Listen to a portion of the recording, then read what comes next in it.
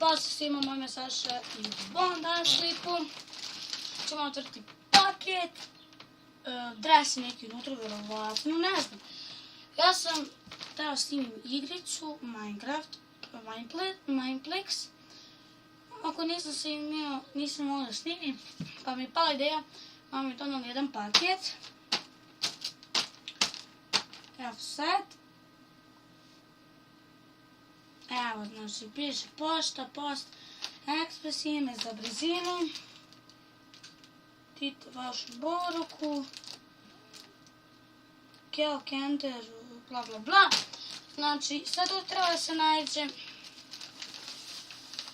na dres, ljudi, Real Madrid.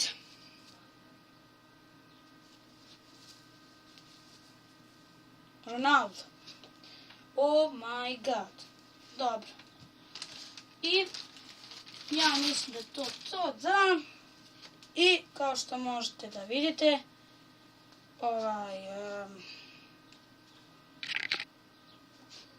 dres donji. Ja ću to obući, ja ću zaustaviti klip, onda kad budem to obukao, ću se javiti. I evo me nazad, ljudi. Evo, ja sam obukao. Ne mogu da ustanem zašto, evo. Ćete, znači, evo dole. Tako. Ovo ovako, evo ću malo da čučnem. Znači, ovako i ovako lepo izgledam. To je bilo to što se tiče ove epizode. Samo da kažem, ja sam se stvarno iznenadio. Možda niste vidjeli, ali sam zaustavio klip i istakao sam jedan deo. I to ću baciti na kraju kad budem prestao da snimam. To ću baciti zato što se tata jako iznenadio i svašta sam radio.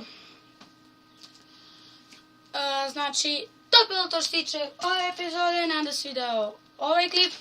Ako se video, obavezno stavite like, komentar, subscribe. A mi se vidimo u sljedećoj epizodi. Pozdrav!